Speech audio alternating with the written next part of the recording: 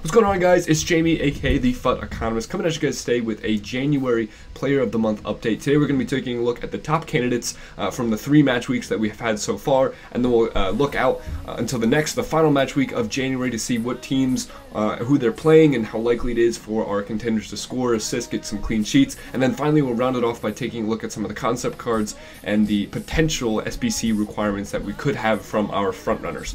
So why don't we just hop right into it? I'll hop over to the spreadsheet that I've made for you guys. As you can see, I've made a Google Doc here with the top attackers, midfielders, and defenders from January, from the 3 or 4 match weeks thus far. It looks like Spurs have played 4 match weeks thus far. But taking a look at it right off the bat, our front runners this month looks to be Sergio Agero. He's got 4 goals, 1 assist, and an average match rating of an 8.3. In addition, he's got a minute match to his name. And then I think the big thing is that on this coming weekend, this coming match week, he's going to end up playing West Brom, who don't have a great defense. Their defense out of 20 teams is ranked 17th, so they've got a pretty leaky back line.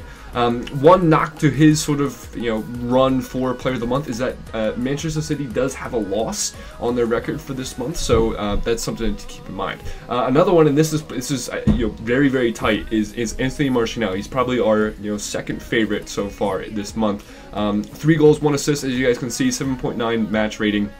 He's got 3 wins, so Manchester United have been doing well, but they're playing Spurs this weekend, who have a very, very solid defense. Now, as a Spurs fan, I'll let you guys know that we are prone to giving up, like having absolute horrendous games against big teams. This is something we tend to do.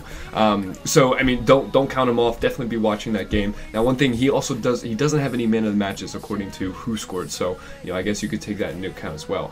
And then third up, I suppose, is Harry Kane. I'm fingers crossed, even as a Spurs fan, I don't want him to get a man of the match, or sorry, a player of the month. The man has so many special cards in FIFA, and I think we've had our fill, at least for the time being, but he does have 3 goals, 0 assists, 7.9 match rating, with 1 man of the match to his name. Spurs haven't been doing as well as maybe they could have been this month, with 2 draws and 2 wins, and they also are playing Manchester United in their upcoming fixture. So not a fantastic outlook for Kane, but probably in the top 3. And then I'll let you guys read the other 3 or the other 4 attackers. Moving on to the midfielders, Paul Pogba. I actually didn't order them correctly. Paul Pogba, I think, is probably the favorite midfielder to win it.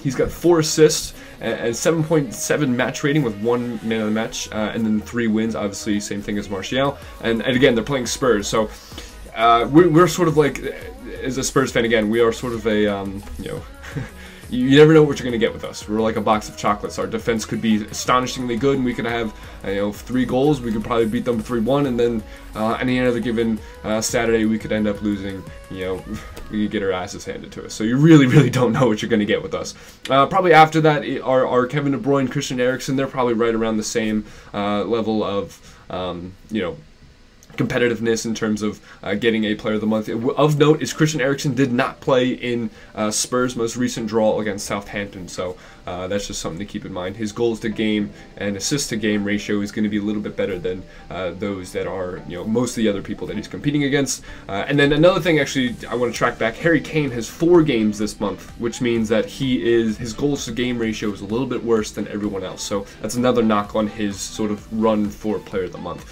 And then finally, Phil Jones. Manchester United has had a fantastic month this month in terms of defending. He's kept 3 clean sheets. He's got a man of the match, and obviously they have 3 wins, just as Marcial and Pogba have.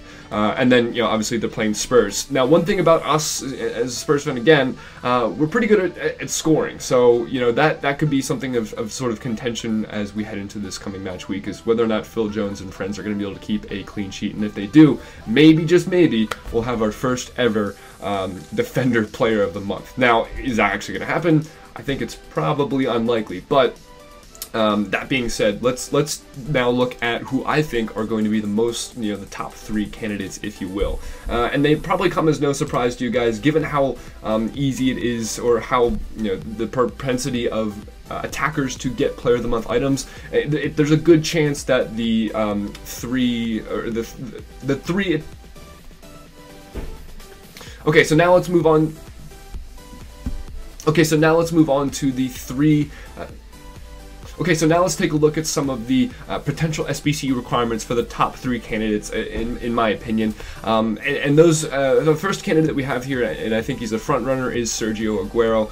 Taking a look at some of his potential requirements, last month rather, for the 88 rated Salah, they had some pretty interesting requirements with one to watch and hero cards. So that could be another thing to keep an eye out for if they did that again. I wouldn't be surprised if they did it. I think the prices have dropped down to reasonable levels, although the discards informs, or the discard one to watches rather, are going at a little bit of inflated prices because of the hype around the one to watch SBC and stuff like that. Excuse me, someone's calling me. Another thing to keep an eye out for or invest in is Manchester City squad. That's pretty typical requirement, just sort of in general. Picking up some players from Manchester City would be probably a safe bet. Another one could be a previous inform, looking at maybe his his previous 90 and 91 rated informs, and then he's actually probably going to get a 92 rated inform this coming week. So there should be some plenty of choices there. Obviously, you're probably going to want to look at the first inform, but interestingly enough, the first inform was actually a team of the week item in either the first or the second team of the week. I can't remember off the top of my head, and because of that, the supply of that first inform is incredibly low. So that's the kind of thing that if you're able to get on that now, and it hasn't increased in price by the time that you're watching this video, there's a good chance that could absolutely skyrocket in price because the supply is just so incredibly low. Another thing, you want to maybe look at Atletico Madrid and Independiente players. Obviously that's a requirement that EA will sometimes do, is like past clubs. Maybe you'll even look for an inform from one of those clubs. You can find them for cheap. And then some of the more typical ones, you could do Premier League informs. Someone like Jack Yelka looks like a decent option. High rated inform from the Premier League, going for pretty cheap last time I checked. Obviously you want to look around. Don't just do that one, because now that I've said that, a couple thousand of you are going to see that, and maybe you go out and invest in that, and that could be artificially inflated. So do your own searching on that front. And then finally, Argentinian players are also a decent look as well, maybe even an inform from there. Our next player, obviously, I think Marcial is another great look. As we said before, if I just want to hop over, I actually forget who it was. Oh, so they're playing Spurs, right. So he's going to need to have a pretty good game on this coming match week. But if he does do well, some of the obvious potential investments could be discard one to watches and hero cards, just like Sergio Agero. A Manchester United squad, again, maybe 83 rated. He could, you might get an inform for United squad. You could have the same thing for the Manchester City squad. You could have an inform over there as well. His previous club was Monaco, so maybe you could have a Monaco team with some informs. You could have, I don't even know if Monaco has informs this year. But you could also, same thing, Premier League informs, and then French League players or French players are another decent look. And then finally, our third candidate, if my PowerPoint slide would go forward, is Harry Kane. Unfortunately, once again, I do think he's a front runner, and then we're going to sort of, based on what we had last time. The last time the requirements for the Kane SBC was sort of interesting, right? Like, they did it sort of like as a throwback to what his rating was. So they did his rating in FIFA 17, or maybe, sorry, it was FIFA 18, so you had to make an 86 rated squad. So if you had some of those high rated players invested and that you invested in during Team of the Year, as I was talking about on my Twitter, maybe that's something you guys could look at and just hold on to for this potential Kane Player of the Month card. Maybe you could even look at what they did again last time, which was just a very low rated squad. It was just like I think his overall was 63 back in FIFA 13, so you had to make a 63 rated squad. I don't really know how you could invest in that other than bronze pack method. Maybe they pinch the requirements down to like an English 63 rated team. I don't know. I don't think they do anything like that.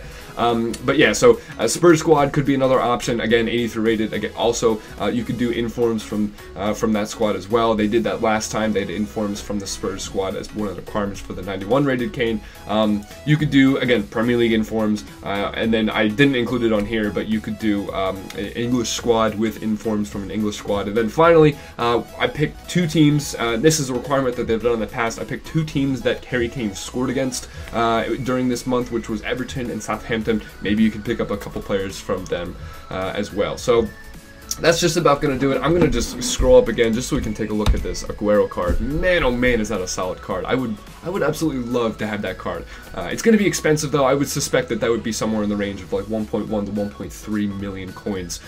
So definitely expect some really heavy hitting requirements if that were the case. And I, you know, if I were a betting man, I would think that they were going to have some sort of inform requirement. Now, one thing I do want to talk about before we head out, and I guess I'll just flip back over to the breakdown for you guys once more before, as I say my sort of closing notes here. A lot of people get confused about when to buy and when to sell these Player of the Month investments. The thing that you want to do with Player of the Month is you want to buy as soon as you know or you think there's a front runner. Right now, there's a pretty strong front runner for Sergio Agero, and honestly, I think you could sort of bank on the fact that he might pop in a couple goals this coming match week because he's playing against West Brom. West Brom is not a great defense. Sergio Agero, you know, with how lethal he's been this past month, I would not be surprised if he was able to put a couple more goals by. So that's the kind of thing you can probably get in early now, do some of his investments early now. But the other two aren't like surefire locks, right? So there's not going to be a whole lot of hype in them, especially if Agero does well this coming match week. So anyway, so you might want to get on your Sergio Agero investments as soon as you can. Hope that he actually does well this coming match week. If he doesn't do well this match week, sell as soon as you can. And that being said, I should back up. If he doesn't do well this coming match week and no one else does like incredibly well, like say like Anthony Marcial gets like 3 goals, like a hat trick or something like that, right? Then that's when you would want to sell your Agero investments or your previous investments, whatever one you decide to do, right? Because then everyone else thinks, okay, like there's a very clear winner here. It's going to be Anthony Marcial, and so all the hype is going to be focused on that Anthony Marcial card. Now, when you're making your investments in general, let's say Sergio Agero stays the front runner. If you get on early and you do some of those risky investments, for example, if you do his previous inform investment. Now, if you asked me and if I was a betting man, I would think that they were going to require his previous inform. But if you didn't think and you didn't want to make the risk, you didn't want to take the risks rather, that they weren't going to require that previous inform, because if they don't require that previous inform, and then it goes way down when they don't, you know, that you could take a pretty big L on that. So that's the kind of thing that you might want to sell into the hype. So as a general rule, sort of extrapolating from that, the more risky your investment, the more you know, beneficial it is to you, or maybe the more intelligent it would be to sell into the hype before the actual release of the SPC. And then for the more safe investments, those are the things that you can hold. Now, as far as like making coins on it, a very important thing to be doing is to be on console as soon as the Player of the Month drops. And the reason for that is because usually EA, especially with a super high rated player like Agero, are going to release some like curveball requirements that no one really expected. And that's when you can be on, get immediately there and snipe as many players as you can, right? So that's a really good short-term method that it makes people ton of coins. And it's especially effective because the release time of the Player of the Month is such a weird time of day, especially for the North American folks. I think it's at 10 a.m. In the UK, and then their SPC gets released at like 10:30 or something like that. That's like the announcement's at 10 a.m., SPC's at 10:30, and then which is like something like 5 a.m. or something like that on the East Coast. So it's really early.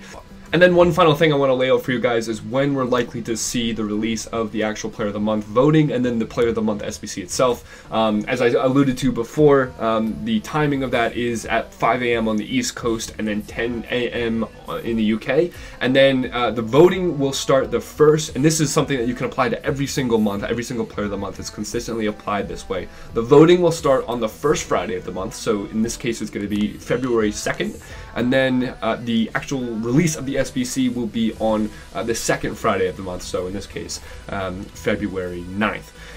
And that's just about going to do it. I would love to know who you guys think is going to get the Player of the Month down in the comments below. And then maybe as a sort of like a follow-up question to that, who do you want to get the Player of the Month this month? I really want that Sergio Agero card. If I could just look at that. Oh man, 92 pace, 95 shot, 85 passing. That would just be an unreal card. I haven't used a whole lot of Agero this year, but I would imagine that would be a really sweet card to use. Anyway, if you guys are new around here, please subscribe. I'm posting out a lot of more content just like this, with helpful tips and tricks for you guys to make coins and stuff like that. We'll be doing market summaries and weekly market updates.